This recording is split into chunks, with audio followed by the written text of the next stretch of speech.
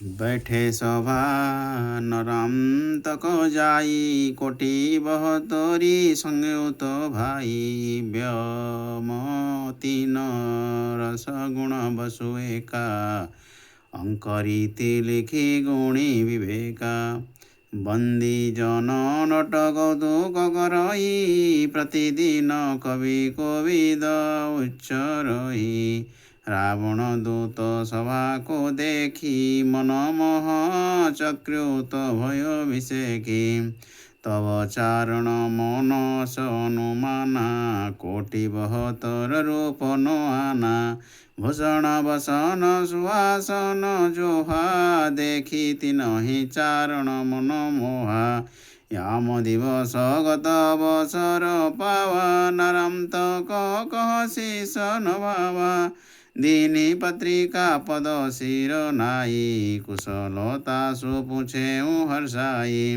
नरम तक निज कुशल कही बुझा दश मुख हित हेत समाचार गढ़ लंक कर वरणे दूत सचेत चर भाषित नाराम तक सुनेऊ क्षणक मन ही निज कारण गुनेऊ पुनि पत्री निशिचर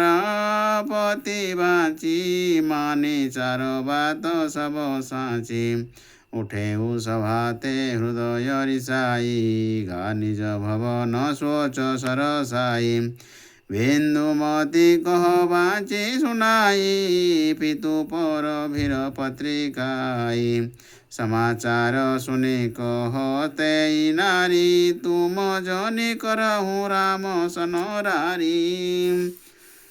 गहऊ चरण पिय कसर जाई रसन सफल करी विनय सुनाई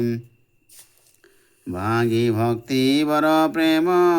दृढ़ाई निर्भय राज्य करहु गृह आई माँ नारी वचन तेहि मन ही न भावा तब उठी कोट द्वार खलो आवा कहेऊ बजाव निशान धन सजहूँ सेन चतुरंग जन्मभूमि जावा चहूँ पितु चारण के संग आए सुदीन नाराम तक राजा लगे निशाचर सजन समाजा सुभोग बाजी गजस्टर नाना रथ खच्चर खेचर बहुयाना नाना अस्त्र शस्त्र गही पानी निशिचर निनो जाई भरो खानी ते सब संयुग साजो सजाई विविध निशान हने हर्षाई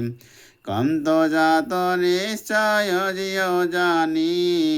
बिंदुमती निज चित अनुमानी राम विरोधनो यही कल्पना कल्याण मोहु संग सब करहु पयाना भूषण बसन सुअंग बनाई कंत चरण गही विनय सुनाई सासु ससुर दर्शन हित नाथा हमहु चलब प्राणपति साथा दश मुख सुत सुनीतिय वचन हृदय परम सुख मानी कहेऊ चलहु सब सखीन सह प्रभु दीत छाड़ी गलानी सुनी पति वचन नारी हर्षानी चली संग लौ सखी सयानी लौ दल नाराम तक पगोधारा अमित सेन को कही सक पारा सियावर रामचंद्र की जय पवन सुत हनुमान जी की जय जय जय जय जय सीताराम जय जय जय जय सीताराम सीताराम सीताराम जय जय जय सीताराम सीताराम सीताराम जय जय जय जय सीता।